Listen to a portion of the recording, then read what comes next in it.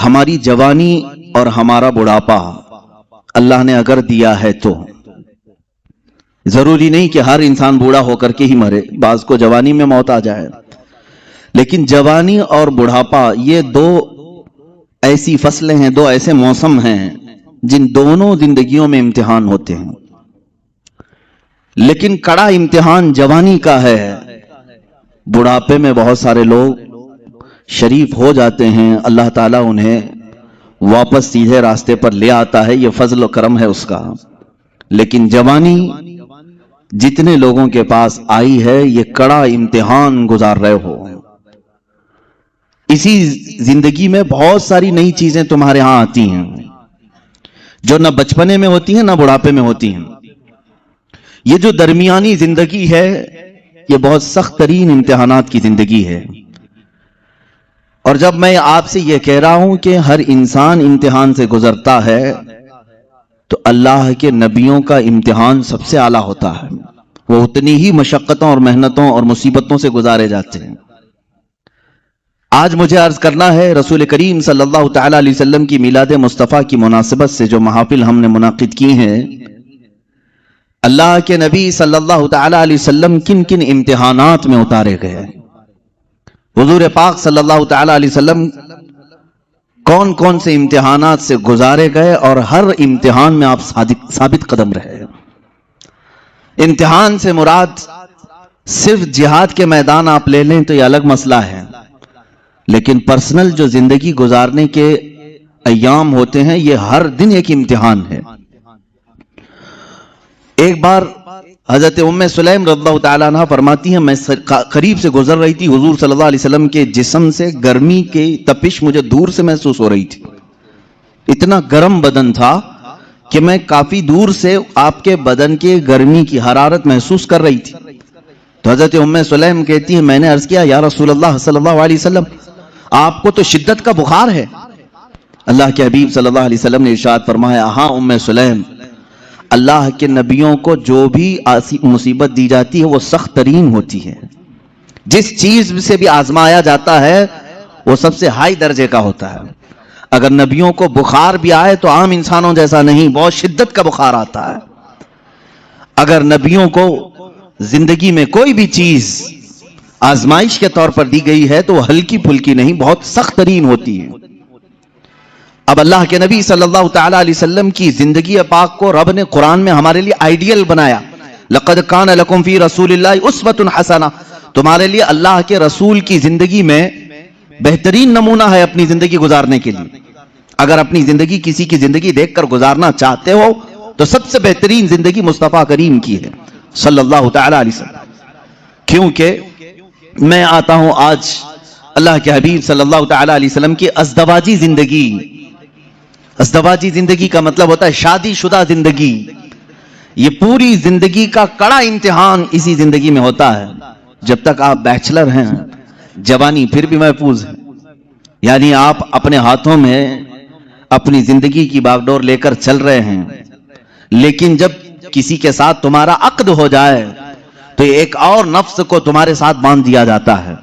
تو میں اپنے جسم کی حفاظت کے ساتھ ساتھ اپنی خاتون کی امانتوں کی حفاظت بھی ذمہ داری میں آ گئی، اس کے پردے کی حفاظت بھی تمہارے ذمہ آ گئی، اس کے چال چلن کی، اس کے اخلاق و تربیت سب کی ذمہ داری تمہارے اوپر آئی۔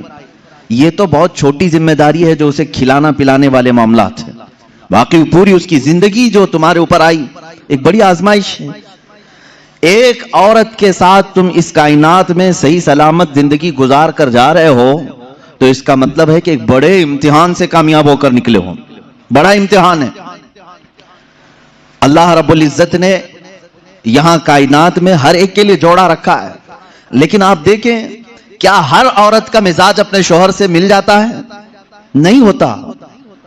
بعض لوگ ہم سے یہ شکایات کرتے رہتے ہیں بنی نہیں رہی ہے، بنی نہیں رہی ہے، اور ناچاکی ہے، نا اتفاقی ہوتی ہے۔ میاں یہ آپ کے اکیلے کے گھر میں نہیں، ہر مرد اور ہر عورت کے درمیان زندگی میں اونچ نیچ نشیب و فراز آتے ہی رہیں گے، یہ تو مالک ہے پروردگار جو جوڑ کر رکھتا ہے۔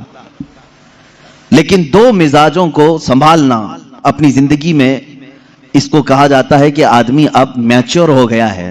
اسی لیے تو حدیث پاک میں ہے شادی سے پہلے تمہارا ایمان آدھا ہوتا ہے، نکاح کے بعد تمہارا ایمان مکمل ہو جاتا ہے. نکاح کے بعد ایمان مکمل. تو بغیر شادی شدہ آدھے لوگ ہوں، شادی کے بعد مکمل ہو رہے ہو، میچور ہو رہے ہو. کیوں؟ اس لیے کہ ذمہ داریوں کا بوجھ اٹھانے اور راستہ چلنے کی عادت اسے ہو جاتی ہے. تنہا چلنا اور ہے، پوری کائنات کو لے کر چلنا اور ہے. اب یہاں مجھے بتاؤ میرے عزیزو، ایک عورت کے ساتھ زندگی گزار کر دنیا سے جانا ایک کٹھن امتحان ہے، وہیں میرے آقا صلی اللہ تعالی علیہ وسلم نے 11 ازواج مطہرات کے ساتھ زندگی گزاری، اور کسی ایک سے بھی حضور صلی اللہ علیہ وسلم کی ایک شکایت بھی نہیں سنی ہم نے. آج دنیا میں چاہے جو بھی پرہیزگار ہوں، جیسے بھی ہوں، بڑے سے بڑے بادشاہوں کی بیویاں ہوں، لیکن ان کو اپنے شوہروں سے کہیں نہ کوئی شکایت ہوگی. کچھ بھی ہو سکتی ہے، سب کچھ اچھا رکھا ہو، لیکن کسی دن اس کی خواہش کے مطابق اس کی مٹھائی نہ ملی تو اسے شکایت ہے اپنے شوہر سے، مجھے مٹھائی نہیں کھلایا آج. یہ سب کی زندگیوں میں عورتوں کو اپنے شوہروں سے کچھ نہ کچھ شکایات ہیں. کوئی بھی اس کے پسند کے کپڑے آپ نہیں لا کے دے سکے، اسے آج اپنے ماں باپ کے گھر جانا تھا، تم نے ٹال دیا. اس کے گھر والے آ رہے تھے، ان کے ساتھ تم نے صحیح برتاؤ نہیں کیا. یہ شکایات اپنے شوہر سے وہ رکھتی ہے. قربان جاؤ، یہ 11 بیویوں میں سے سب سے پوچھا گیا، رسول اللہ صلی اللہ تعالی علیہ وسلم کی حیات تمہارے ساتھ کیسی تھی؟ وہ ازواج مطہرات کہتی ہیں، اللہ کے نبی صلی اللہ تعالی علیہ وسلم نے پوری زندگی میں ہمیں اف تک نہ کہا. ہم غلطیاں کرتی تھیں، خطا کرتی تھیں، لیکن رسول پاک صلی اللہ تعالی علیہ وسلم اسے درگزر فرمایا کرتے تھے. میرے عزیزو، اس کا مطلب ہے حضور صلی اللہ تعالی علیہ وسلم کو ازدواجی زندگی میں بھی آزمایا گیا تو بڑے امتحانوں سے. یہاں ہم ایک بیوی کے ساتھ امتحان میں آئے ہیں، رسول پاک صلی اللہ تعالی علیہ وسلم نے 11 ازواج مطہرات کے ساتھ عدل و انصاف کا پرچم بلند کیا ہے. کوئی ایک بیوی بھی شکایت نہیں کر سکتی. حضور پاک صلی اللہ تعالی علیہ وسلم خود اپنی حدیث میں ارشاد فرماتے ہیں، خیرکم خیرکم لأہلہ، تم میں سب سے بہتر آدمی وہ ہے جو اپنے گھر والوں کے پاس اچھا ہو، اپنے اہل و عیال کے پاس اچھا ہو، وہ سب سے اچھا آدمی ہے. ہاں، باہر بہت نیک بنتا ہے، اندر جا کر کے ساری شرافت ختم ہو جاتی ہے. ایسے بہت سارے لوگ ہیں، باہر ان کو دیکھا جائے تو ان کے ہاتھ میں تسبیح، مصلی سب کچھ ہے، عورتوں کے ساتھ بدتمیزی اور برا سلوک بھی ہے. ایسے کئی لوگوں کی عورتیں بھی شکایات درج کراتی ہیں، اور وہ کہتی ہیں کہ ہمارے شوہر کوئی نماز قضا نہیں کرتے، اور پلس یہ کہ میرے پاس جو شکایات آتی ہیں اس میں ایک ایڈنگ یہ بھی رہتی ہے، آپ کا کوئی بیان بھی مس نہیں کرتے ہیں. اس کے باوجود ان کی شکایت یہ ہوتی ہے کہ گھر میں ان کا سلوک بہت برا ہے، ہمیں خنزیر کہتے ہیں، ہمیں کتا کہتے ہیں. یہ شوہروں کے متعلق عورتوں کی شکایات ہیں میرے سے. میں پرٹیکولر کسی ایک کو ٹارگٹ نہیں کر رہا، جس کی زندگی میں یہ معاملات ہیں وہ توبہ کر لے. اس لیے کہ میرے آقا صلی اللہ علیہ وسلم نے فرمایا، عورت تو عورت ہے، جانور کے ساتھ بھی اگر تم نے برا سلوک کیا تو قیامت کے دن اس جانور کو بھی بدلہ دلایا جائے گا. وہ جانور اپنے سینگ نکال کر تمہیں مارے گا، قیامت کے دن وہ اپنا بدلہ لے گا. اس کے چہرے پر اگر کسی نے مارا ہے ناحق، بغیر ایذا دینے والے جانور کو تم نے مارا ہے تو اس کا بدلہ قیامت کے دن دلایا جائے گا. عورت تو عورت ہے، اور اللہ تعالیٰ نے تمہارے ذمے میں دیا ہے یہ کہہ کر کے نہیں کہ لو اس سے جتنا چاہے کام لے لو، بلکہ اس صنف نازک کو اللہ نے تمہاری تربیت میں عطا کیا ہے. یوں ہی سمجھو کہ اگر تمہارے پاس کوئی نرم و نازک چیز سرپرستی اور نگرانی کے لیے دے دی جائے تو اس کی کیسی حفاظت کرتے، اسی طرح سے تمہیں حفاظت کرنے کا حکم ہے. اب اور ایک بات، حضور پاک صلی اللہ تعالی علیہ وسلم کی جو ازدواجی زندگی ہے، عائلی زندگی اس کو کہیں، حضور صلی اللہ تعالی علیہ وسلم کی جو شادی شدہ زندگی ہے، اس کے معاملات ایسے ہیں کہ ساری بیویاں ایسے حضور کے پاس نہیں آ گئی تھیں کہ وہ پہلے سے بہت ہی اعلیٰ قسم کی اخلاق و کردار اور سارے تمام تر صفات لے کر نہیں، بلکہ محدثین فرماتے ہیں حضور پاک صلی اللہ تعالی علیہ وسلم کی صحبت نے انہیں کامل بنایا ہے. یہاں سے ایک بات پتا چلتی ہے کہ تم پہلے سے حور ڈھونڈ رہے ہو، پہلے سے ایسی ہو کہ اس کے اندر یہ کوالٹی ہونی چاہیے. اللہ کے رسول صلی اللہ تعالی علیہ وسلم نے نکاح کر کے انہیں کامل بنایا ہے. عورتوں کی اخلاق، عورتوں کی جو عادات ہوتی ہیں وہ سب میں ہوتی ہیں. ازواج مطہرات جو حضور کے نکاح میں آئیں، عورتوں والی صفات ان کے اندر بھی تھیں، ان کے اندر بھی تھیں، جیسے کہ حضرت عائشہ صدیقہ رضی اللہ تعالیٰ عنہ کے متعلق کئی حدیثوں میں ملتا ہے، چھوٹی عمر کی تھیں، حضور پاک صلی اللہ تعالیٰ علیہ وسلم نے ہر مقام پر ان کی تربیت کی اور انہیں ایک مہ کامل بنایا، بلکہ امت کے کئی صحابہ کا استاد انہیں بنایا۔ حضرت عائشہ صدیقہ نے اتنی حدیثیں میرے آقا سے روایت کی کہ ہماری آدھی شریعت ان کی روایت کی ہوئی حدیثوں سے چل رہی ہے۔ لیکن وہ نکاح میں جب آئی تھی، کئی مرتبہ کے معاملات ہیں، حضور پاک صلی اللہ تعالیٰ علیہ وسلم کے ساتھ ان کے کیسے معاملات تھے، اپنی بیویوں کے ساتھ حضور کا سلوک کیسا تھا۔ وہ کائنات کے آقا و مولا ہیں، لیکن اپنی عورتوں کے لیے حضور شوہر ہی تھے۔ شوہر، جس طرح ایک عورت کو اپنے شوہر کے ساتھ بات کرنے کی اجازت ہے، کھیلنے کی اجازت ہے، لطف اٹھانے کی اجازت ہے، حضور پاک صلی اللہ تعالیٰ علیہ وسلم کی ہر بیوی کو یہ اختیار حاصل تھا۔ اللہ کے نبی صلی اللہ تعالیٰ علیہ وسلم اپنے گھر جاتے تو اسی انداز سے رہتے جیسے ایک شوہر محبت کرنے والا اپنی بیوی کے ساتھ رہتا ہے۔ یعنی تمہارا منصب، تمہارا عہدہ، اللہ تعالیٰ نے حضور کو جو منصب عطا کیا وہ کسی کو نہیں ملا، لیکن رسول کریم صلی اللہ علیہ وسلم نے اپنی بیویوں کے ساتھ شوہر والا سلوک فرمایا۔ یہ کہنے کا مطلب کیا ہے میرے عزیزو؟ ہو سکتا ہے تم کمپنی کے سیٹ ہو، تمہارے ہاتھ کے نیچے 100 ملازم کام کر رہے ہوں، لیکن گھر میں جاؤ تو سیٹ نہیں، شوہر ہی بن کے جاؤ۔ ہو سکتا ہو تم استاد ہو باہر، تم ٹیچر ہو، تمہارے سینکڑوں کی تعداد میں شاگرد ہوں، گھر جا کر کے بھی ٹیچر ہی نہ بنو، گھر جا کر کے بھی پروفیسر ہی نہ بنو، بلکہ گھر میں تم اپنی بیوی کے ساتھ تم شوہر ہی ہو، تم کمپنی کے سیٹ باہر، تم استاد باہر، لیکن خاتون کے ساتھ شوہر والے سلوک میں یہ ہونا چاہیے، کبھی عورت تمہارے ساتھ مذاق کر لے تو اس طرح بگڑنے کی ضرورت نہیں کہ بعض لوگوں کے متعلق یہ سنا ہے، وہ کہتے ہیں باہر 200 لوگ میرے ہاتھ کے نیچے کام کرتے ہیں، تو کیسی عورت ہے، تجھے بات کرنے کی تمیز نہیں، باہر جانتی ہو میرے کتنی عزت ہوتی، باہر جانتی ہو لوگ مجھ سے ٹائم لیتے ہیں بات کرنے کا، اور تو میرے ساتھ تو تڑاک کرتی ہے۔ میرے عزیزو، اللہ تعالیٰ نے اسے تمہارا ہمراز بنایا ہے، شریک حیات بنایا ہے، لائف پارٹنر ہے، اس کو اتنا اختیار دیا کرو جتنا تم اس کے ساتھ اختیار رکھتے ہو۔ یہ میرے آقا صلی اللہ علیہ وسلم کی زندگی پاک، گھریلو حالات کی خوشگوار زندگی حضور کی میں بتاؤں۔ ماں عائشہ صدیقہ رضی اللہ تعالیٰ عنہا ایک کنواری عورت ہیں، باقی حضور صلی اللہ علیہ وسلم کی ساری ازواج مطہرات جتنی بھی آئیں یا تو بیوہ تھیں یا مطلقہ تھیں۔ حضرت خدیجہ رضی اللہ تعالیٰ عنہا سب سے پہلے نکاح میں آئی حضور صلی اللہ علیہ وسلم کی۔ حضرت خدیجہ بنت خویلد مکہ کی مشہور خاتون تھیں، آپ کے اخلاق کی وجہ سے پورے مکہ والے آپ کو طاہرہ کہتے تھے، آپ کا لقب طاہرہ تھا۔ آپ کا نکاح پہلے ابو حالہ نام کے ایک شخص سے ہوا، ان کے انتقال کے بعد عتیق نامی ایک دوسرے شخص سے ہوا، پھر اس کے انتقال کے بعد 2 شادیاں آلریڈی ہو چکی تھی آپ کی، پھر آپ کی عمر 40 سال کی ہوئی۔ رسول کریم صلی اللہ تعالیٰ علیہ وسلم نے اپنی زندگی پاک میں پہلا نکاح اپنی 25 سالہ عمر میں 40 سال کی بیوہ خاتون سے نکاح فرما رہے ہیں۔ حضور پاک صلی اللہ تعالیٰ علیہ وسلم کا یہ نکاح بڑی سادگی سے ہوا، اور حضور اکرم صلی اللہ تعالیٰ علیہ وسلم پر سب سے پہلے ایمان لانے والی بھی آپ کی شریک حیات خدیجہ رضی اللہ تعالیٰ عنہا ہی ہیں، وہ ام المومنین سب سے پہلے ایمان لانے والیوں میں سے۔ حضور صلی اللہ تعالیٰ علیہ وسلم کی ہر مقام پر وہ سپورٹر رہی ہیں، آپ کی حمایت کے لیے کھڑی رہی۔ حضور اکرم صلی اللہ تعالیٰ علیہ وسلم ان کا دل رکھنے کے لیے ہر ان کی خوشی کا خیال فرمایا کرتے تھے، ان کی خوشیوں کا خیال فرمایا کرتے، اور سیم یہی حضرت خدیجہ کی۔ میں کہتا ہوں شادی سے پہلے ہر نوجوان کو چاہیے کہ میرے آقا صلی اللہ علیہ وسلم کی ازدواجی زندگی کو بھی پڑھے۔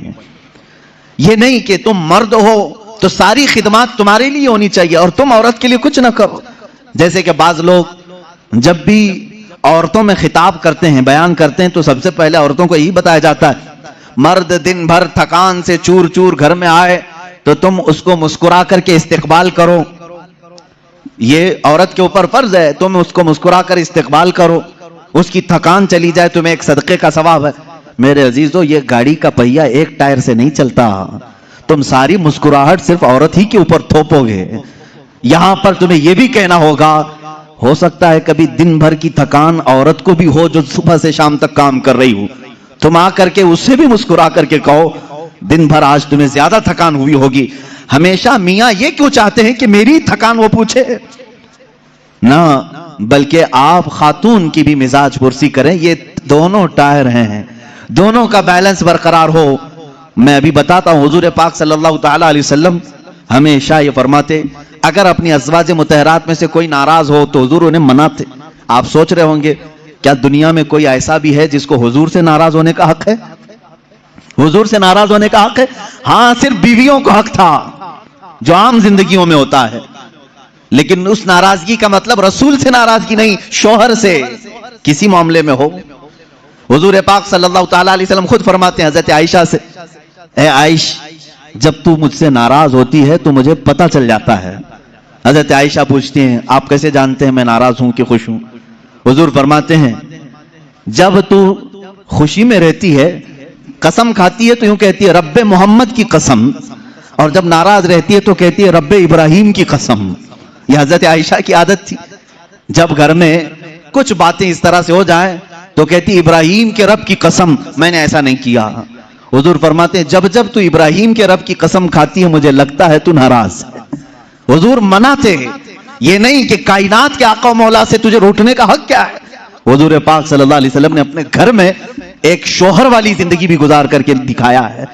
ایک مرتبہ حضرت عائشہ صدیقہ رضی اللہ تعالیٰ عنہ گھر میں حضرت زینب ایک دوسری زوجہ ہیں حضور کی، حضرت زینب بنت جہش رضی اللہ تعالیٰ آئیں. حضرت عائشہ میدے کا شیرہ بنا رہی تھی، آٹے کا ستو جس طرح سے ہوتا ہے میٹھا کچھ بنا رہی تھی. جیسی وہ بنا اس میں کچھ خرابی ہوئی ہو یا جو بھی، حضرت عائشہ حضرت زینب کو کھلانے پر اصرار کرنے لگی کہ آپ گھر میں آئی ہیں یہ شیرہ پورا کھائیں گی آپ. حضرت زینب کہہ رہے میرا جی نہیں چاہتا میں نہیں کھاؤں گی. حضور پاک صلی اللہ علیہ وسلم بیٹھے ہوئے، حضرت عائشہ نے وہ شیرہ اٹھا کر پورا ان کے منہ پہ لگا دیا. اللہ کے نبی صلی اللہ علیہ وسلم مسکراتے رہے، کچھ نہیں فرمایا. حضرت زینب سے کہا کہ بس بس عائشہ چھوٹی ہے تم بدلہ مت لو. یہ حضور پاک صلی اللہ تعالی علیہ وسلم کی خانگی معاملات ہیں، اپنی ازواج مطہرات کے ساتھ حسن سلوک ہے. انہیں آپس میں مذاق کرنے کا اختیار تک میرے آقا نے دے رکھا تھا. یہ نہیں کہ اتنا ٹائٹ کرو کہ ہنسنا بھی مشکل ہو جائے، اتنا تم ان کے اوپر سوار ہو جاؤ کہ بات کرنا بھی مشکل ہو جائے. نہیں، رسول پاک صلی اللہ تعالی علیہ وسلم نے اپنی ازواج مطہرات کو ایک خوشحال زندگی گزارنے کے گھر عنایت فرمائے تھے. آپ اندازہ کر سکتے ہیں ہر بیوی کے لیے الگ مکان، ہر زوجہ کے لیے الگ مکان. حضور پاک صلی اللہ تعالی علیہ وسلم کی عادت مبارکہ تھی ہر خاتون کے پاس باری باری تشریف لے جاتے ہیں، سب کے پاس برابر کا برابر وقت دیتے ہیں. حضرت عائشہ رضی اللہ تعالیٰ نے اس میں سب سے چھوٹی ہیں عمر کے لحاظ سے. میں یہی کہہ رہا ہوں کہ عورت کو تربیت دے کر کامل بنانا یہ اخلاق رسول ہے. حضور صلی اللہ تعالیٰ علیہ وسلم کی سنت پر عمل کرنا چاہتے ہو نوجوانوں، پہلے سے یہ سمجھ کر کے چلو. میرے گھر میں جن کی شادیاں نہیں ہوئی ان کے لیے کہہ رہا ہوں، جن کی ہو چکی ان کے لیے بھی پہلے سے ذہن میں یہ بات فٹ کر لو. میں اگر شادی کرنے جا رہا ہوں تو میرے گھر کوئی ایسی خاتون آنے والی ہے جس کو ہو سکتا ہے بات کرنے میں پورا سیکھی ہوئی نہ ہو، کھانے پکانے کے ماہر نہ ہو سکتا ہے وہ خاندانی معاملات کو نہ سمجھے. مجھے ہر ایک چیز کو اسے سکھانا ہوگا. تم اگر پہلے سے یہ سب چیزیں ذہن میں رکھو گے تو جھگڑے اور نا اتفاقی کی بات نہیں آئی. تم پہلے سے ایکسپیکٹیشن یہ رکھ کر کے بیٹھے ہو کہ یہ ساتویں آسمان سے سیکھ کر کے آئی ہوئی ہے گھر میں، کبھی کچھ بات چیت ہو گئی تو سیدھے جھٹ سے یہی کہا کیا تمہارے اماں باپ نے یہی سکھایا تھا؟ یہی بات. اور ساس بھی اپنے بہو سے یہی کہتی ہے روٹی نہیں بنے، اماں کیا سکھائی تیری تجھ کو، اب تک کیا کرتی رہی؟ میرے عزیزو، رسول پاک صلی اللہ تعالی علیہ وسلم کے پاس حضرت عائشہ جب آئی 9 سال کی عمر میں تھی، ان کی سہیلیاں کہتی ہیں آٹا گوندتے گوندتے وہ سو جاتی تھی، اسی میں سو جاتی تھی، رات ہو جاتی تھی. حضور پاک صلی اللہ تعالی علیہ وسلم نے ایک دن بھی سختی نہیں فرمائی کہ عائشہ آٹا گوندتے گوندتے سو گئی، آٹے میں ہی ہاتھ رہ گئے. حضور اکرم صلی اللہ تعالی علیہ وسلم نے انہیں مہ کامل بنایا. یہ اللہ کے رسول صلی اللہ علیہ وسلم کے اخلاق کریمہ ہیں. عورتوں کو تم جس قدر اچھی تربیت دو گے تمہاری محبت اتنی ہی ان کے دلوں میں ہوگی اور اتنی ہی عظمت بھی بڑھے گی، اتنی عظمت بڑھے گی. اور رسول پاک صلی اللہ تعالی علیہ وسلم کی اس عظیم سنت پر بھی عمل ہوگا. بعض لوگ یہ سوچتے ہیں کہ فل हाई क्वालिफाइड चाहिए, पूरी तरह से मैच्योर चाहिए। तो तुम्हारा ये एक्सपेक्टेशन बाज दफा तुम्हें धोखा दे देता है। तुम जो कुछ भी सोच करके रखे हो वो नहीं आई, चिड़चिड़ हो जाता है, दिमाग में अलग अलग वसवसे आने लगते हैं, फिर दूसरे का ख्याल आने लगता है, और फिर दूसरी भी वैसी निकली तो क्या करोगे। इसीलिए अखलाक रसूल ये है, अल्लाह के नबी सल्लल्लाहु अलैहि वसल्लम के पास वो औरतें आई जो अलग अलग खानदान की थी, अलग अलग मिजाज की थी, अलग अलग कबीलों की थी। अरे यहूदियों के खानदान से हुई बिन अख्तब की बेटी सफिया रज़ियल्लाहु ताला अन्हा हुजूर के घर आई। उनके पूरे रस्म रिवाज अलग थे, सारे खानदानी मामलात अलग थे, लेकिन क्या कभी वो मिसमैच हुई हुजूर के साथ? रसूल पाक सल्लल्लाहु ताला अलैहि वसल्लम ने उनके साथ भी जिंदगी कैसे गुजारी? हजरत सफिया रज़ियल्लाहु ताला अन्हा हुजूर सल्लल्लाहु ताला अलैहि वसल्लम की बारगाह में जब आई, देखें हुजूर अदल कैसे करते थे बीवियों के साथ। ये खानदान था बनी इसराइल का, यहूदियों का। हजरत मूसा अलैहिस्सलाम से जो चला है वो खानदान था। मूसा अलैहिस्सलाम की औलाद वो मदीने तैयबा में थी, उन्हीं के खानदान से हजरत सफिया आई थी।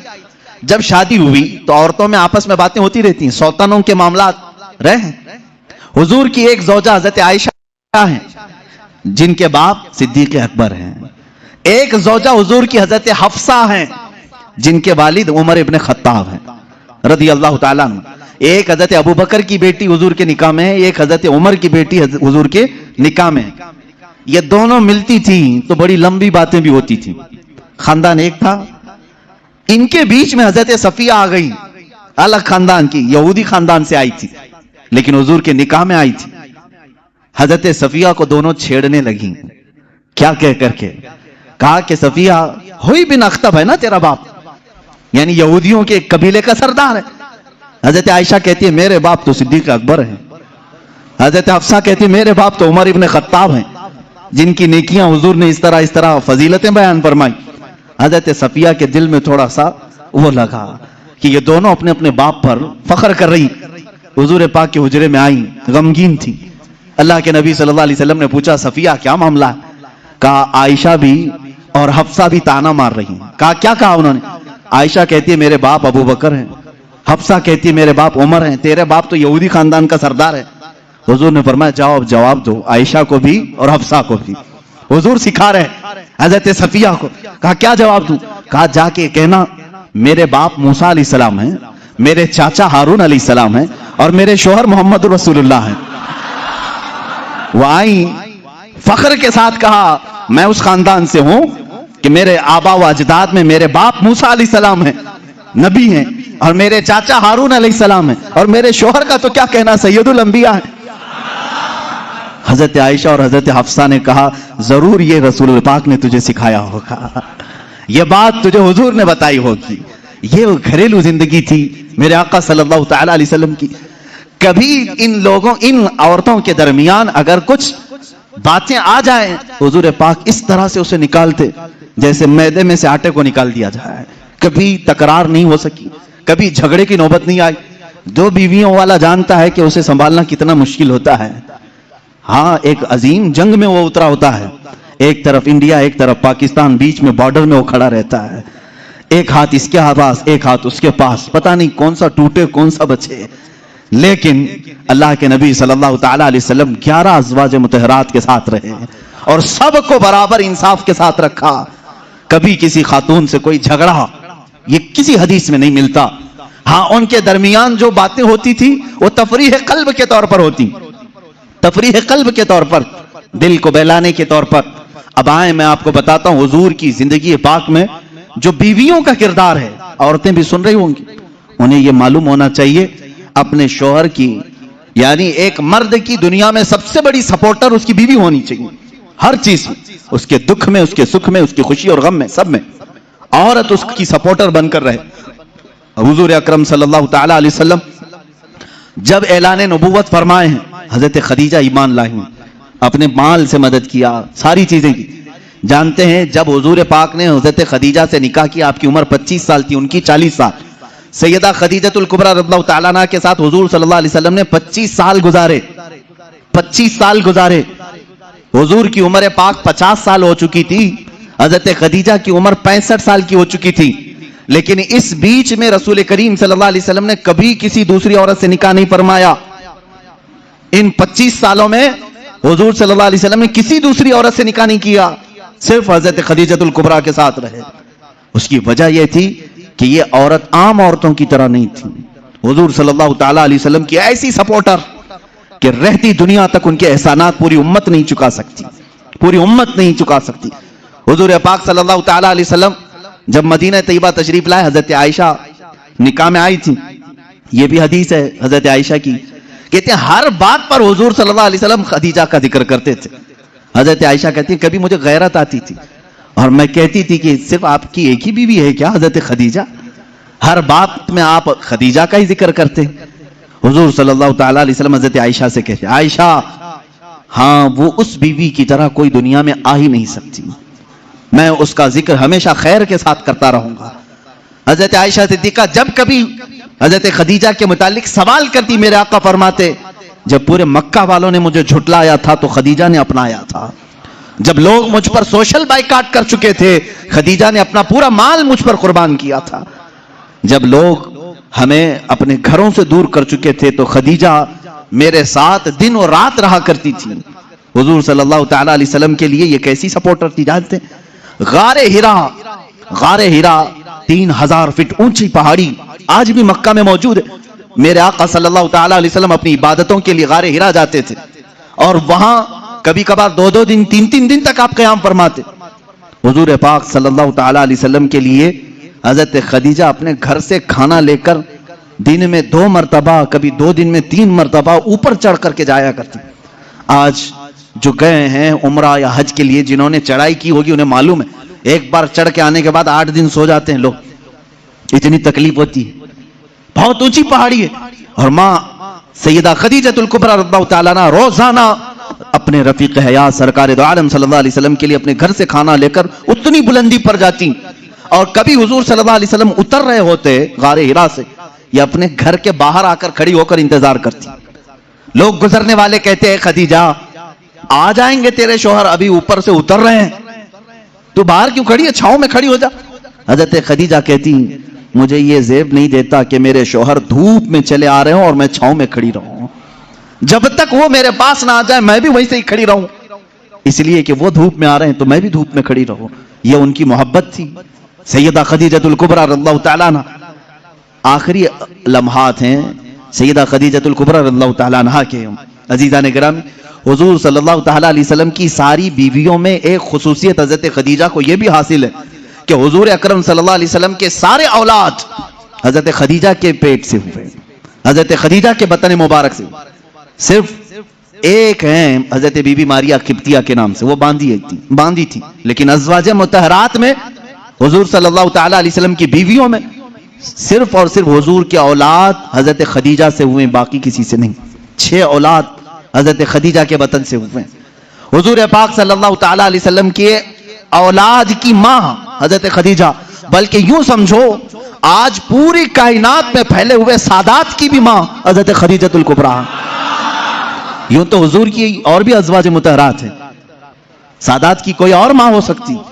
حضور صلی اللہ تعالی علیہ وسلم کی الگ الگ بیویوں سے الگ الگ نسل ہوتی, لیکن رب ذوالجلال نے حضور صلی اللہ تعالی علیہ وسلم کے اولاد کی ماں ہونے کی شان صرف حضرت خدیجہ کے سر رکھا ہے.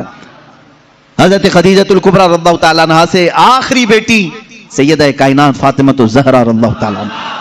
اب سنیے حدیث پاک. حضور پاک صلی اللہ تعالیٰ علیہ وسلم کی یہ رفیقہ حیات, اپنی زندگی کی شریک حیات, جنہوں نے اپنا سب کچھ حضور کے لیے لٹایا تھا, آخری وقت جب آیا حضرت فاطمہ کو بلاتی ہیں. حضور پاک صلی اللہ تعالیٰ علیہ وسلم اس وقت باہر تھے. حضرت فاطمہ سے کہتی ہیں خدیجہ رضی اللہ تعالیٰ عنہ, بیٹی مجھے لگتا ہے میرے آخری دن ہیں. حضرت فاطمہ رضی اللہ تعالیٰ عنہ کی عمر چھوٹی تھی اس وقت, اور کہتی کیا ہے, مجھے میری طبیعت کی فکر نہیں, فاطمہ میرے جانے کے بعد اپنے بابا کا خوب خیال کرنا. حضور صلی اللہ تعالیٰ علیہ وسلم کے متعلق وصیت کر رہی ہیں. حضرت فاطمہ سے کہہ رہی میں نے زندگی کے ہر لمحے یہ کوشش کرتی رہی کہ رسول پاک صلی اللہ تعالیٰ علیہ وسلم کے دل اقدس پر ایک ہلکی خراش بھی نہ آنے پائے. اے فاطمہ, تم میں سے کوئی بھی اپنے باپ کے متعلق ایک ہلکی خراش آنے والا بھی معاملہ نہ کرنا. اس مرض کی وقت یہ وصیت کر رہی ہیں جس مرض میں آپ کی وفات ہوئی. حضرت خدیجہ رضی اللہ تعالیٰ عنہ اور دنیا کی مالدار خاتون تھیں، بڑی مالدار تھیں مکہ کی، لیکن جانتے ہیں آخر وقت وصیت کیا کر رہی؟ حضرت فاطمہ سے کہتی ہیں ابا جان سے جا کر یہ ایک بات میری کہہ دینا، اگر میری آنکھیں بند ہو گئیں تو صرف مجھے قبر میں اتارنے کے وقت وہ اپنا جبہ یا اپنی چادر مجھے دیتے ہیں، بس وہ اپنی چادر میں لپیٹ کر مجھے دفن کریں، اس کے علاوہ مجھے کوئی اور خواہش نہیں. یہ حضرت خدیجہ کی آخری وصیت تھی. حضور پاک صلی اللہ تعالی علیہ وسلم کی وہ رفیقہ حیات جنہوں نے زندگی میں حضور کے ہر قدم پر ساتھ دیا ہے، ہر قدم پر. جب یہ بات حضرت فاطمہ نے اپنے والد گرامی حضور صلی اللہ علیہ وسلم کے پاس آ کر کہا، جانتے ہو میرے آقا نے کیا کہا؟ حضرت خدیجہ رضی اللہ تعالیٰ عنہا کی وفات ہو چکی تھی اور ان کو دفن کیا گیا حضور کی چادر مبارک میں. حضور صلی اللہ علیہ وسلم نے خود اپنے ہاتھوں سے ان کو قبر میں اتارا. جنت المعلا مکہ کے قبرستان میں وہ آج بھی آرام فرمائے. حضرت فاطمہ نے کہا ابا اماں کی صرف یہ خواہش تھی، انہوں نے مجھ سے کہا تھا فاطمہ بابا سے کہہ دینا میرے آخری وقت اپنی چادر دے کر مجھے دفن کریں. میرے آقا کی آنکھوں سے بڑے بڑے آنسوؤں کے قطرے نکلے. حضور فرماتے ہیں فاطمہ گواہ ہو جا، خدیجہ نے مجھ سے صرف چادر مانگی، اگر وہ میرے جسم کی چمڑی مانگتی تو بھی میں اتار کے دیتا. اللہ کے رسول صلی اللہ علیہ وسلم نے فرمایا اگر میرا جلد وہ مانگتی، اگر میرے جسم سے وہ میری جلد مانگتی وہ بھی میں اسے اتار کر دیتا. حضور پاک صلی اللہ علیہ وسلم کی بے انتہا محبت تھی اس رفیق حیات کے ساتھ، حتیٰ کہ جس سال حضرت خدیجہ کی وفات ہوئی وہ پورے سال کا نام حضور نے عام الحزن رکھا، یہ غموں کا سال ہے. میرے آقا صلی اللہ علیہ وسلم بہت غمگین تھے آپ کی وفات پر. ایک لائف پارٹنر دنیا سے چلا جائے تو میرے عزیزوں واقعی دل کا صدمہ ہے. یہ لوگ تو یہ سمجھتے ہیں بیوی کھیلنے کا نام ہے، بیوی صرف اور صرف مزے لینے کا نام ہے، ایک مشین کا نام ہے، اپنے گھروں کے کام کاج کرانے والی باندیوں کا نام ہے.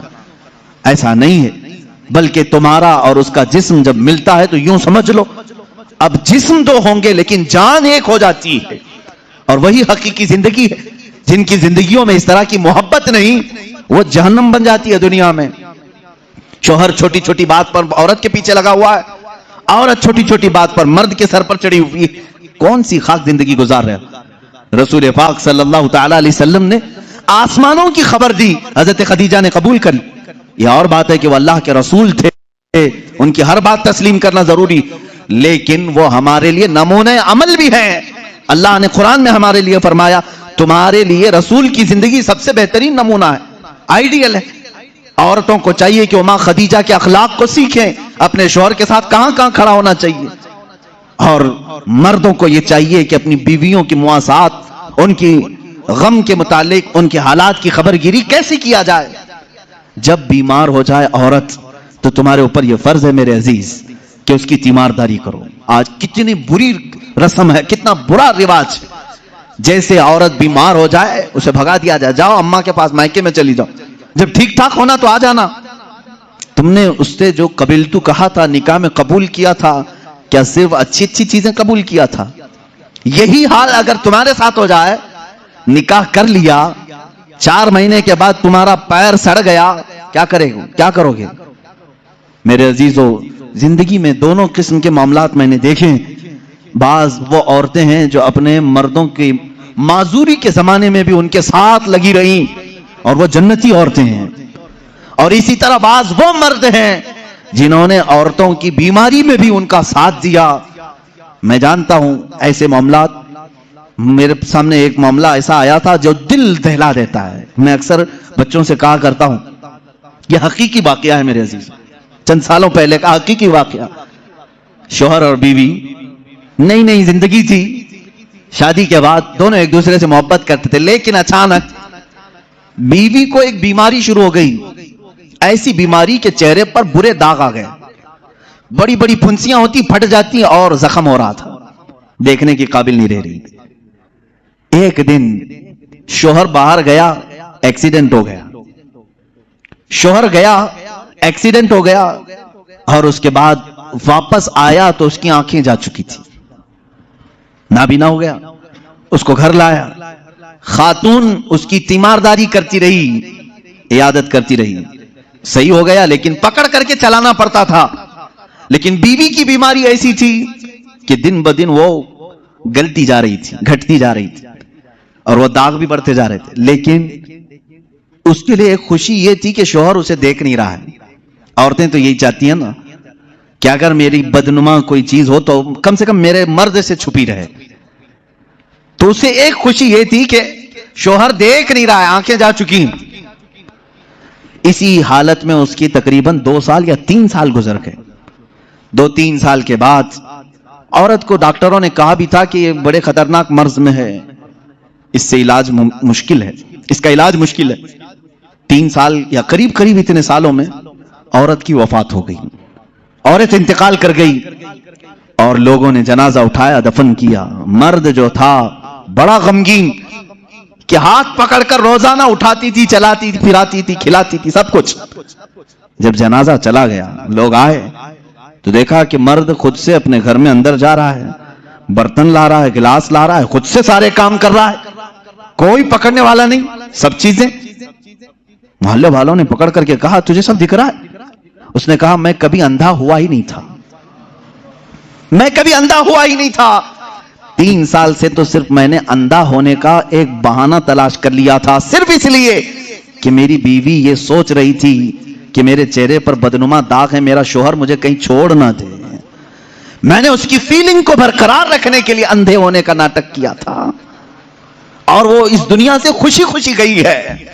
بس مجھے اتنا احساس ہے دنیا میں وہ مرد بھی ہیں جنہوں نے اپنی عورت کا دل رکھنے کے لیے 3 سال تک نابینا ہونے کا ایک ڈھونگ کیا، صرف اس لیے کہ اس کا دل نہ ٹوٹے. بعض بیماریاں ایسی ہوتی ہیں ان سے تم صرف نظر کر لو، قطع نظر کرو. اور اگر تم نے صرف خوبصورتی دیکھ کر کے شادی کی تو تم نے کسی نفس یا کسی جان سے نہیں نکاح کیا، تم تو صرف اور صرف حسن سے شادی کی. یہ حسن 4 دن 5 دن کے بعد ختم ہوگا، تمہارے طبیعت کے اور بہلانے کی چیزیں ختم ہو جائیں گی، تو پھر ناچاقی نا اتفاقی بڑھ جائے گی. محبت جسم سے نہیں روح سے ہوتی ہے. محبت اس کے چہرے کے سپاٹ ہونے سے نہیں، اس کے اخلاق و کردار سے ہوتی ہے. بہت ساری عورتیں وہ ہیں جن کی عادات سے تم محبت کرو، ان کے اخلاق سے محبت کرو، ان کے کردار سے محبت کرو، پھر دیکھنا ان کا کالا پن کبھی تمہیں احساس بھی نہیں دلائے گا، کبھی ان کا بھونڈا پن بھی تمہیں احساس نہیں دلائے گا، اگر اخلاق کی خوبصورتی اس کے اندر ہو. یہ مردوں کے لیے ضروری ہے میرے عزیزو. اللہ کے نبی صلی اللہ تعالی علیہ وسلم نے جو حسن سلوک اپنی خانگی زندگی میں اپنی ازواج مطہرات کے ساتھ کیا، میں چیلنج کے ساتھ کہتا ہوں پوری دنیا میں اس کی مثال کوئی نہیں پیش کر سکتا، کوئی نہیں لا سکتا. رسول پاک صلی اللہ تعالی علیہ وسلم نے اپنی ہر زوجہ کے ساتھ جو حسن سلوک فرمایا، یہاں تک کہ اللہ تعالیٰ نے آیتیں نازل فرمائی قرآن میں ازواج مطہرات کے آداب کے لیے. وَإِذَا سَأَلْتُمُوهُنَّ مَتَاعًا فَاسْأَلُوهُنَّ مِنْ وَرَاءِ حِجَابٍ. اے لوگوں، جب کبھی تم رسول کی بیویوں سے کوئی چیز مانگنے جاؤ گے پردے کے پیچھے کھڑے رہنا. حضور کی عورتوں کے بالکل مقابل آنا جائز نہیں، جبکہ وہ پوری امت کی مائیں ہیں. قرآن کہتا ہے وہ امہاتکم، وہ تمہاری مائیں ہیں. اللہ تبارک و تعالیٰ نے مومنین کی مائیں انہیں بنایا ہے. عزیزان گرامی وقار، رسول کریم صلی اللہ تعالی علیہ وسلم کی یہ ازدواجی زندگی تھی. شادی کس طرح سے کریں، کس کے ساتھ کریں، ایک الگ ٹاپک، لیکن میں آپ کو یہ ضرور بتاؤں گا. حضور اکرم صلی اللہ تعالی علیہ وسلم نے فرمایا یا معاشر الشباب من استطاع منکم الباء فلیتزوج فإنه اغض للبصر واحسن للفرج. اے نوجوانوں، تم میں سے جس کی استطاعت ہے چاہیے کہ وہ نکاح کر لے، اس لیے کہ نکاح تمہاری آنکھوں کو بچاتا ہے، تمہارے شرمگاہ کی حفاظت کرتا ہے. اور یہ 2 چیزیں ایسی ہیں جو بڑی ڈینجر ہیں، آنکھیں بہکتی ہیں اور شرمگاہ زنا کرتی ہے. یہی 2 چیزیں ہیں جو انسان کو تباہی و بربادی میں لے جاتی ہیں. اس کا سولوشن نکاح ہے. اور حضور اکرم صلی اللہ علیہ وسلم نے فرمایا نکاح کو اتنا آسان بنا دو کہ زنا کرنا مشکل ہو جائے. لیکن آج الٹا نہیں ہے، الٹا نہیں ہے. زنا بہت آسان ہو گیا لوگوں کو. وہ تھوڑے پیسے خرچہ کر کے کسی بھی عورت کے ساتھ معاذ اللہ رب العالمین منہ کالا کر لیتے ہیں. لیکن نکاح کرنے کے لیے کتنی بندشیں لگا رکھی. آسان کرو اسے جتنا ہو سکے. ہر آدمی اپنے اپنے اسٹیٹس اور اسٹینڈرڈ کے مطابق نکاح کر سکتا ہے، لیکن ہو کیا رہا ہے؟ امیروں کی شادیاں دیکھ کر کے غریب بھی یہی خواب سجا رہا ہے. میری بیٹی کا بھی نکاح اتنے بڑے ہال میں ہونا چاہیے جتنا اس نے کیا ہے، چاہے تمہاری حیثیت پیسوں کی کچھ بھی نہ ہو، دکھاوا چاہتے ہو لوگوں کو۔ شادیاں بڑی بڑی کرنا اکثر لوگوں کا صرف اور صرف اس لیے ہوتا ہے کہ لوگ دیکھ کر کے کہیں واہ کیا شادی کیا، صرف اتنی تعریف سننے کے لیے تم اتنے پیسے خرچہ کرنے چاہ رہے ہو۔ عزیزان گرامی وقار، زندگیاں دیکھو لوگوں کی، جنہوں نے مسجد میں نکاح کیا ان کے بھی بچے ہو رہے ہیں، گھر چل رہا ہے، جنہوں نے بہت بڑے 5 سٹار ہوٹل میں نکاح کیا ان کی بھی زندگی چل رہی، بچے ہو رہے۔ ایسا نہیں کہ 5 سٹار ہوٹل میں شادی کرنے کے بعد سونے چاندی کے بچے پیدا ہو رہے ہوں، اور غریب گھر میں شادی کرنے والے کو صرف انڈے آ رہے ہوں، ایسا تو نہیں، سب کی نسل چل رہی ہے۔ شادی کے بعد کی زندگی پر تو کچھ بھی فرق نہیں ہے، صرف اور صرف شیطانی دکھاوا ہے۔ قرآن کہتا ہے ان المبذرین کانوا اخوان الشیاطین، جو فضول خرچی کرتے ہیں وہ شیطان کے بھائی ہیں۔ قرآن کہہ رہا ہے شیطان کے بھائی۔ ہاں میں آپ سے کہوں گا، آپ کو اللہ تعالیٰ نے مال دیا ہے، جتنا مال دیا ہے، آپ مال کے اعتبار سے اپنی شادی اچھی کرنا چاہیں، اجازت ہے، اسلام میں جائز ہے، آپ اللہ کی نعمتوں کا اظہار کر رہے ہیں۔ لیکن ان لوگوں سے میرا یہ سوال ہے جن کے پاس ہے نہیں، قرضے لے لے کر کے دکھاوا کر رہے ہو، کیا ضرورت ہے؟ کیا ضرورت ہے؟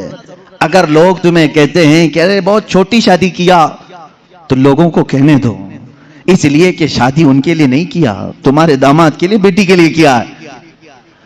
میاں بیوی جب دونوں راضی ہیں تو ان دونوں کے متعلق کیا تمہارا ٹینشن ہے، کس بات کی فکر ہے؟ عزیزان گرامی وقار، حضور اکرم صلی اللہ تعالی علیہ وسلم نے جن کی شادیاں کی ہیں کن باتوں پہ کی؟ ایک نوجوان صحابی آئے، کہا نکاح کی خواہش ہے لیکن کون نکاح کر کے دے گا مجھے؟ حضور نے فرمایا میں ایک انصاریہ سے شادی کرتا ہوں تیری، ایک انصار صحابی کی بیٹی ہے، لیکن مہر کچھ نہ کچھ لے کر کے آ، ایک چاندی کی انگوٹھی تو مہر میں لے کے آ۔ انہوں نے کہا اتنی قیمت میرے پاس نہیں ہے۔ حضور نے فرمایا ولو خاتمن من حدید، جا لوہے کی تو ملے گی انگوٹھی، لوہے کی انگوٹھی لے کر کے آ، میں اسی مہر پر نکاح کر دوں گا۔ وہ گئے اور انہوں نے کہا حضور لوہے کی انگوٹھی لانے کی بھی طاقت نہیں ہے، میرے پاس ابھی کچھ بھی نہیں۔ حضور صلی اللہ تعالی علیہ وسلم نے فلاں انصاری صحابی کی بیٹی کو بلایا اور کہا میں تیرا اس سے نکاح کر رہا ہوں۔ وہ راضی تھی، کہا آقا آپ کی مرضی، اب اس صحابی کو مہر تو کچھ تو دینا تھا۔ حضور نے پوچھا ہل معک من سور القرآن، کیا تجھے قرآن کی کچھ سورہ یاد ہے؟ اس صحابی نے کہا قضا و قضا یا رسول اللہ، ہاں آقا یہ سورتیں یاد ہیں مجھے۔ حضور نے فرمایا جا یہ تیری دلہن کو وہ سورتیں یاد کرا، یہی تیرا مہر ہے۔ قرآن پاک کی سورتیں اسے پڑھا، اسے یاد کرا، یہ تیرا مہر ہے۔ اس سے زیادہ آسان نکاح کس کا ہوا ہوگا؟ یہ نکاح میرے آقا صلی اللہ تعالی علیہ وسلم نے امت کو تعلیم دی۔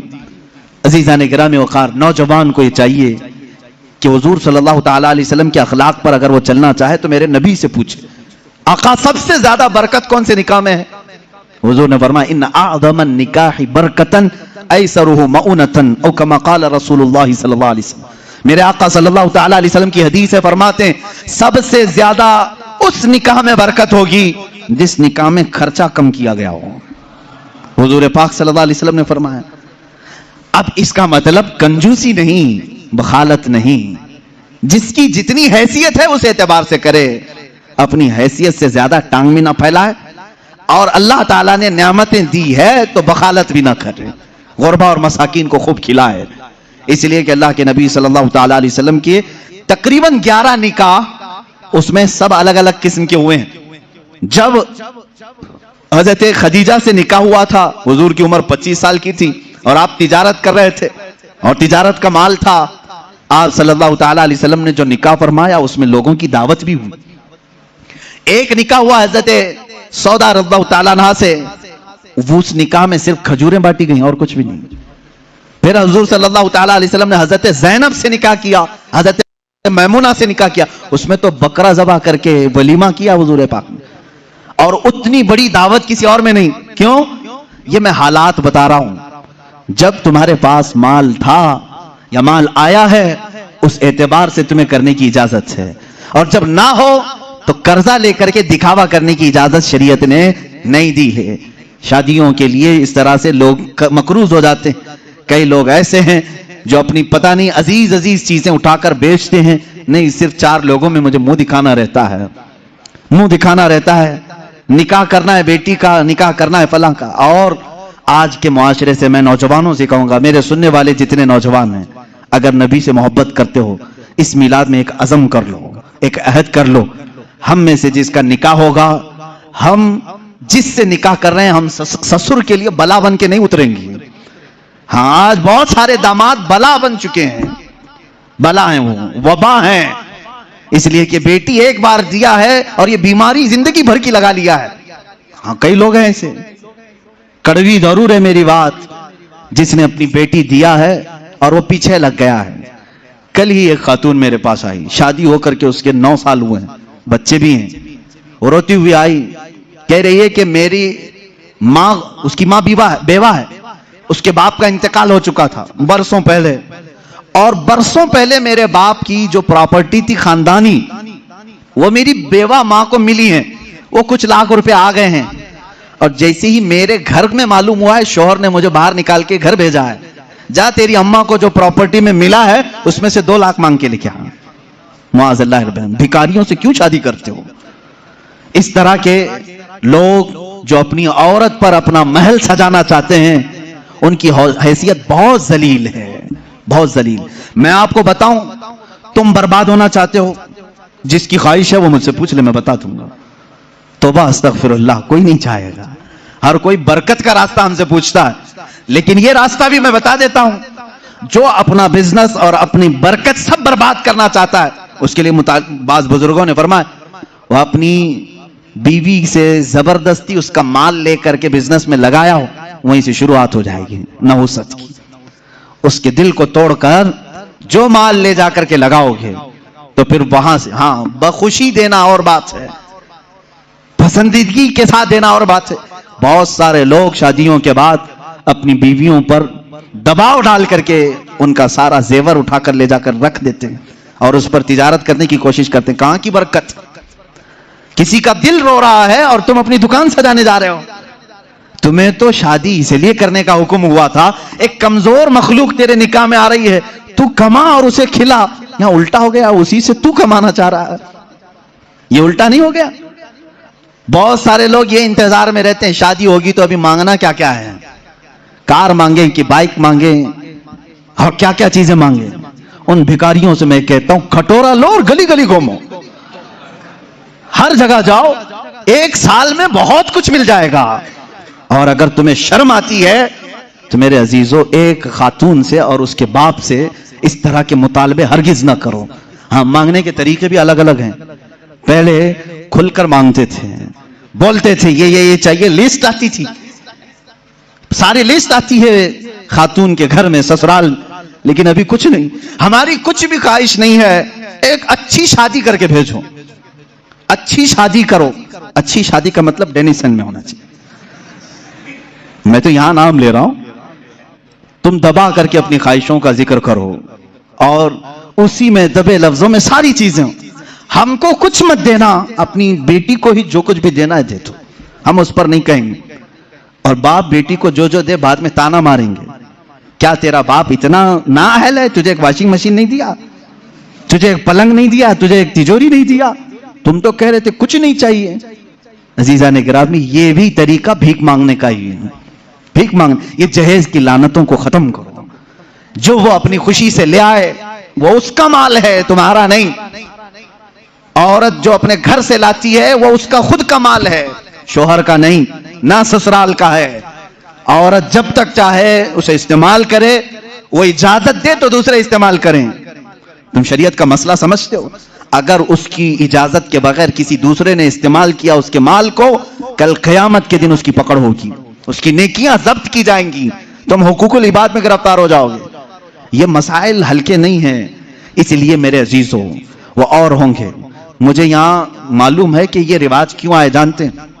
یہاں پر ہندوؤں کے یہاں یہ ماحول ہے، جہیز کی رسم بہت خطرناک بلا ہے ان کے ہاں. آج بھی عورتیں جلائی جاتی ہیں جہیز کے نام پر. بعض اسٹیٹ ایسے ہیں آج وہاں جہیز کے نام پر بہت خطرناک معاملات سسرال والے کرتے ہیں. یہ رسم و رواج پہلے سے چلی آئی، جس کی وجہ سے آپ لوگوں نے یہ اڈاپٹ کیا. ورنہ میں کہتا ہوں نوجوانوں کو عرب میں جاؤ، شادی کرنا مشکل ہو جائے گا. ہاں वहां पर तुम क्या मांगोगे? तुम्हें बाप एक फूटी कोड़ी भी नहीं देगा लड़की को, लड़की का बाप कुछ नहीं देगा, बल्कि प्लस लड़की तुमसे मांगती है 1 लाख रुपए मेहर में रख, तब मैं शादी के लिए तैयार होती। वहां औरतें मांगती हैं। सऊदी में तो आधा किलो पाव किलो सुन्ना मेहर में देना पड़ता है। बेचारे कितने नौजवान ऐसे कमाते कमाते मेहर की रकम 40 साल के हो जाते हैं। बाहर वहां अरब में आज भी ये रिवाज, औरत का हक है मांगना, मर्द क्या मांगेगा? यहां जो हमारा माशरा बदला है उसकी वजह हमारी सोहबत है, जो देख रहे हैं हम इधर उधर। ये सोहबत का असर है जो तुम्हारे यहां जहेज की लानत आ गई, इसे निकालो अपने हाथ से। और किसी भी औरत के घर उसके बाप पर बला बन करके नाजिल ना हो। जब तुम बाप बनोगे तुम्हें पता चलेगा एक जिगर के टुकड़े को, बेटी को रुखसत करना कितना सख्त तरीन मामला होता है। मेरे अजीजों, जिन बच्चियों को हम अपने गोदों में पाले होते हैं, उन्हें बड़ी किए होते हैं, उन्हें पढ़ाए होते हैं, खिलाए होते हैं, हर ईद बकरीद पर उन्हें पहनाए होते हैं, इन नन्ही सी कलियों को जब बाप रुखसत करता है तो उसका कलेजा टूट जाता है। फिर तुम जानते नहीं, उसके घर से पूरी की पूरी जात लेकर के आ रहे हो, फिर उस पर प्लस तुम्हें और माल भी चाहिए, पैसे भी चाहिए। क्या ये रिवाज हमारे यहां नहीं है? रस्म करो तो लड़की के घर में, शादी करो तो लड़की के घर में। पूरे इस कार्यक्रम में सिर्फ वलीमा एक ही है जो मर्द के घर में होता है, बाकी क्या है? सब औरत के घर में करना है। बच्चा हो जाए चिल्ला उसके घर में। हाँ, जितने भी रस्म है, अरे शादी की तारीख फिक्स करनी है, तुम अपने घर में भी तो करा सकते थे, नहीं लड़की के घर में ही करेंगे जाके। जब जब जाएं पूरे खानदान को लेकर उतर जाएं, राशन खत्म हो जाए। ये बला नहीं है तो और क्या है? घर के किचन पर मुसीबत नाजिल होती है हर महीने 2 महीने में। ये इस तरह की हरकत किसी एक घर के साथ जो हो रही हैं, इस सिलसिले को कब खत्म करें, कब बंद करें? वो रसूल पाक सल्लल्लाहु ताला अलैहि वसल्लम की जिंदगी पाक के आला निकाह, आपको मालूम है हजरत उम्मे हबीबा रज़ियल्लाहु ताला अन्हा हुजूर की एक ज़ौजा हैं। हुजूर पाक सल्लल्लाहु ताला अलैहि वसल्लम पर ईमान लाई थी, अबू सुफियान की बेटी हैं, हजरत अमीर मुआविया की सगी बहन है। उम्मे हबीबा जिसके निकाह में थी वो उबैदुल्लाह बिन जहश, वो भी इस्लाम लाए। दोनों इस्लाम लाए और हबशा हिजरत करके गए थे। जो पहली हिजरत हुई मुसलमानों की वो हबशा। वहां जाने के बाद उनके साथ एक दर्दनाक मामला यह पेश आया कि इनका शौहर उबैदुल्लाह बिन जहश इस्लाम छोड़ करके ईसाई बन गया और शराब पीते पीते मर गया, उसी हालत में मुर्तद होकर मरा। हजरत उम्मे हबीबा के दिल में बड़ी चोट थी, बड़ा जख्म था। हुजूर पाक सल्लल्लाहु अलैहि वसल्लम को जब ये इत्तिला दी गई, उम्मे हबीबा एक तो अपना वतन छोड़कर हिजरत करके गई, दूसरा गम उसके शौहर ने दीन बदल लिया, तीसरा ये कि वो मर भी गया शराब की हालत में। अब वो तन्हा है परदेश में, उनका अपना वतन नहीं है। रसूल करीम सल्लल्लाहु ताला अलैहि वसल्लम ने वहां के बादशाह जो नज्जाशी, वो भी इस्लाम कबूल कर चुके थे, उनको खत लिखा, अपने पास से एक सहाबी को भेजा, अपना वकील बना करके कहा, ए नज्जाशी ये मेरा वकील है, तुम्हारे दरबार में आ रहा है। उम्मे हबीबा बेवा हो चुकी, मेरे वकील की मौजूदगी में उम्मे हबीबा का निकाह मेरे साथ कर दो। हुजूर ने ये निकाह का ऑर्डर दिया वकील बनाकर। वकील दरबारे नजाशी में आया। नजाशी बादशाह ने उम्मे हबीबा को जब ये खबर सुनाई, वो खुशी से रोने लग गई थी, खुशियों से रोने लगी। वो कह रही थी कि मेरा एक शौहर छोड़ा, मैं समझ रही थी जिंदगी उचाट हो गई, लेकिन कायनात के आका मौला ने अपने निकाह में मुझे कबूल किया। और नजाशी के बादशाह, नजाशी जो बादशाह थे हबशा के, उनके दरबार में निकाह हुआ। खुतबा खुद नजाशी ने पढ़ा और हुजूर सल्लल्लाहु अलैहि वसल्लम के साथ निकाह हुआ। हुजूर उस वक्त रसूल करीम सल्लल्लाहु अलैहि वसल्लम मक्का में थे, हुजूर पाक मक्का में थे। निकाह उम्मे हबीबा का हबशा में हो रहा है और हबशा में ही मेरे आका सल्लल्लाहु ताला अलैहि वसल्लम की इस ज़ौजा मुतहरा को नजाशी बादशाह ने सहाबा को बुलाया और दावत किया और 2 गुलामों के साथ इस दुल्हन को रवाना किया हुजूर सल्लल्लाहु ताला अलैहि वसल्लम की बारगाह में। मुझे बताओ कितने झमेले थे, मंगनी कहाँ है, ये बीच में तारीख फिक्स करने वाले मामलात कहाँ हैं, रोजा खुलाने वाले मामलात कहाँ हैं, चांद सलामी कहाँ गई, ये सब मामलात चले गए। हुजूर मक्का में हैं, उम्मे हबीबा हबशा में है, निकाह नजाशी कर रहे हैं और दुल्हन सिर्फ 2 लोगों के साथ रुखसत होकर दरबारे रसूल में आ रही। मुझे बताओ कायनात का सबसे आला दूल्हा वो है और सबसे आला दुल्हन वो है। उनकी जिंदगी क्या हमारे लिए नमूने अमल नहीं है, हमारे लिए आइडियल नहीं है? अजीज़ान गिरामी वक़ार, हुजूर पाक सल्लल्लाहु ताला अलैहि वसल्लम की आइली जिंदगी सिर्फ किस्से बयान करने के लिए नहीं, अपनी जिंदगी में अमल करने के लिए। हुजूर की सीरत अपनाने के लिए है, सिर्फ सुनाने के लिए नहीं। ये बात समझ लो। आप मीलाद की मजलिसों में मेरे आका का जिक्र सुनने आते हैं تو یہ کہانیوں کی طرح مت سنو، عمل کرنے کی نیت سے سنو. اور اگر کسی نے یہ نیت نہیں کیا تو اسے سیرت سننے کا کوئی فائدہ نہیں اور نہ کوئی ثواب ہے. جب جب محفل میں بیٹھے تو یہ نیت کریں حضور کی سیرت جو بھی سنوں گا عمل کی کوشش کروں گا. عزیزان گرامی وقار، میں سمجھتا ہوں ہماری محفلیں قبول ہو جائیں گی اگر کسی نے عمل کا ایک بھی ارادہ کر لیا، اگر طے کر لیا کہ مجھے کرنا ہے. اب آؤ، میں جو بات کہہ رہا تھا وہ ادھوری رہ گئی. حضور پاک صلی اللہ علیہ وسلم نے نوجوانوں سے کہا تم میں سے جس کی طاقت ہے وہ نکاح کریں. حضور سے پوچھا گیا کس سے نکاح کریں، کیسی عورت ہونی چاہیے. نکاح سے پہلے کے معاملات، عورت کو تلاش کرنا یہ اہم مسئلہ ہے. ضرور اس چیز میں اپنا وقت لگائیں.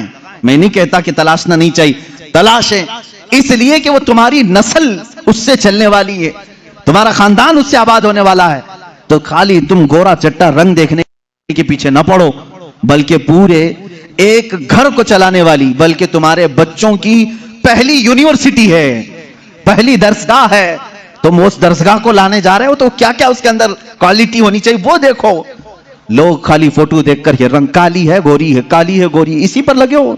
حضور پاک صلی اللہ تعالی علیہ وسلم نے فرمایا دنیا میں جو بھی نکاح کرتا ہے اس کے 4 مقصد میں سے ایک ہوتا ہے، یا تو عورت کا حسن و جمال دیکھ کے نکاح کرتا ہے، یا عورت کے پیسے دیکھ کر کے کرتا ہے، بہت مالدار ہے، بڑے باپ کی بیٹی ہے.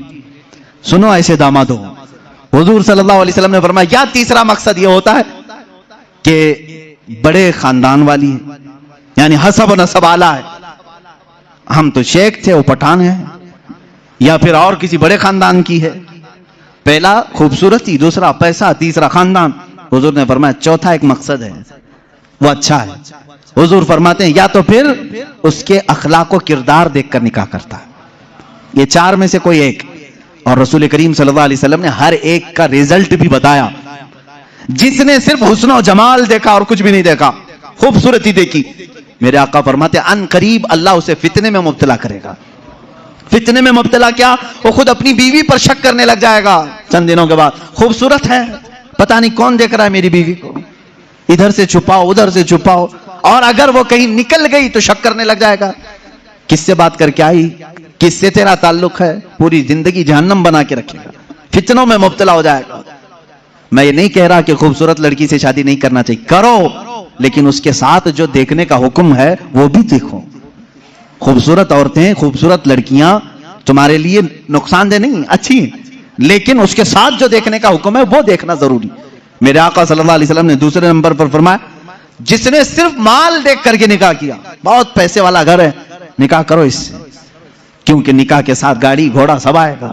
حضور پاک صلی اللہ علیہ وسلم فرماتے ہیں ان قریب اللہ اسے فقیر بنا دے گا، اسے محتاج بنا دے گا. ایسے دامادوں کو دیکھا ہے ہم نے، ہر ایک سے قرضے لیتے رہتے ہیں. ہاں سسر سے تو ملا ہی تھا لیکن برکت کچھ نہیں ہوئی، پھر اس سے 4 اس سے 4 اس سے 4 قرضے میں ہی ڈوبا ہے. اور یہ قرض کی لعنت اس کی ختم نہیں ہوتی. ڈھونڈ کے دیکھو ایسے بہت داماد ملیں گے، یا تو پھر وہ گھر جمائی بنیں گے.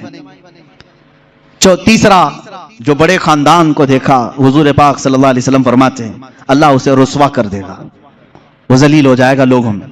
ہاں جس نے اخلاق و کردار دیکھا، عورت کے اچھے اخلاق و کردار، اس کی دینداری دیکھا، حضور فرماتے ہیں اللہ اسے دنیا میں بھی برکت دے گا، آخرت میں بھی برکت دے گا. اب اس کے ساتھ پلس کیا ہے؟ نمبر 1 تم نے دین دیکھا، اخلاق و کردار دیکھا، اس کے ساتھ حسن و جمال بھی مل گیا تو بونس ہے تمہارے لیے. ساتھ میں مالدار بھی ملی تو بھی پلس پوائنٹ ہے، بڑے خاندان والی بھی ملی تو اور اچھا ہے، سونے پہ سہاگا ہے. ہاں لیکن نمبر 1 سب سے پہلی چیز اس کی دینداری. تمہارے گھر کی عورتوں کو جب بھیجو کسی لڑکی کو دیکھنے کے لیے، سکھا کر کے بھیجو. جاتے ہی یہ نہ پوچھیں کیا کیا پکانا آتا ہے، کیا کیا سلنا آتا ہے، ایمبرائڈری آتی ہے کہ نہیں آتی ہے، یہ نہیں. سب سے پہلا سوال کرو کہ قرآن کتنا پڑھا ہے، قرآن پاک تجوید کے ساتھ جانتی ہے نہیں. پہلا سوال کرو اپنی بہوؤں سے. ان ساسوں کے لیے میں کہہ رہا ہوں، کڑھائی لکھائی اور سلائی یہ پوچھنا بعد کی بات ہے. پہلی چیز اس کا دین پوچھو. اور اس کے بعد میرے عزیزو ہم سب کے لیے سب سے پہلا سوال یہ ہے اس خاتون سے یہ پوچھو کہ اہل سنت و جماعت سے کیا تعلق ہے. عورتوں کی طرف سے مرد کے گھر جائیں تو بھی یہ سوال ہو، اس لیے کہ یہ عشق مصطفیٰ کی جڑ ہے، اور جہاں جڑ خراب ہو تو پھل نہیں آ سکتے. یہ سب سے پہلا سوال ہے کہ اس کے گھر میں دین مصطفیٰ کتنا ہے، عشق مصطفیٰ کتنا ہے. یہ سب سے پہلی چیز. اب یاد رکھنا، جس خاتون کو اس سوال کے ساتھ تم لائے ہو اس کی زندگی پوری اللہ رب العزت کے ذمہ کرم پر ہے. پھر اولاد اللہ کے ذمہ کرم پر ہیں. حسن و جمال کے ساتھ اللہ تمہیں با اخلاق اولاد عطا کرے گا، با اخلاق اولاد عطا کرے گا. لیکن یہ طریقہ شادیوں کا اس طرح سے رکھو. اگر لوگوں کو یہ معلوم ہو جائے نا، آج تم نے رواج بنا لیا، لڑکیوں کو دیکھنے آنے سے پہلے سب سے پہلے لڑکے کی اماں یہی سوال کر رہی ہے، لڑکے کی بہن یہی سوال کر رہی ہے، قرآن کتنا پڑھا ہے، تجوید کتنا پڑھا ہے.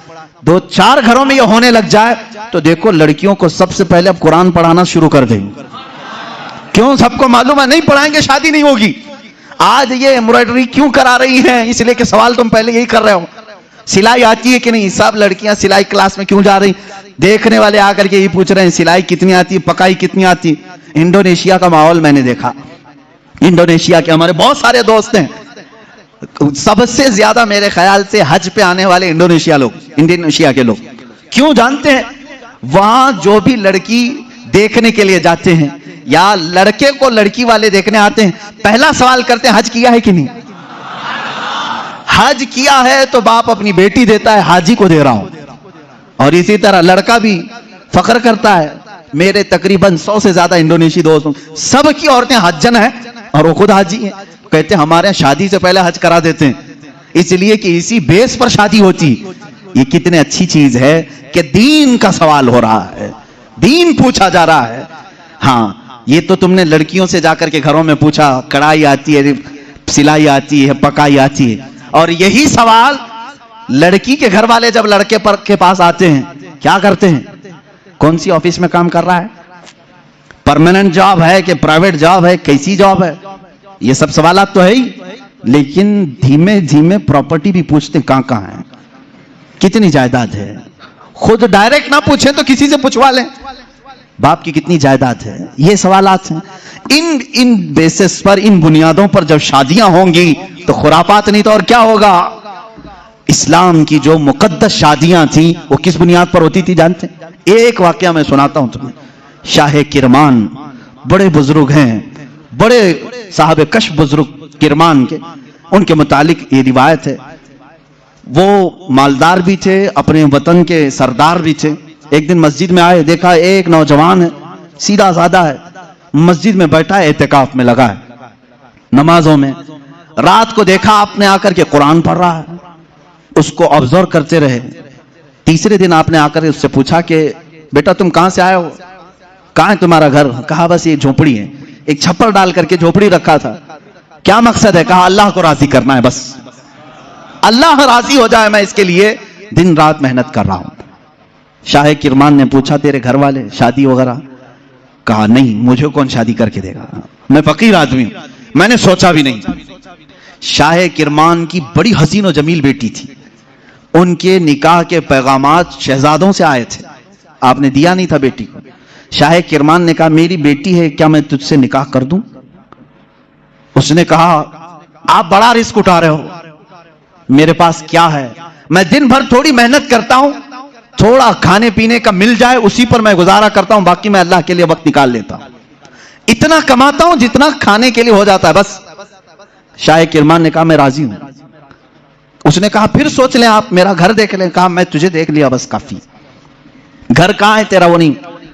اپنی بیٹی سے جا کر کے کہا ایک حسین شہزادہ میں نے تیرے لیے ڈھونڈ لیا.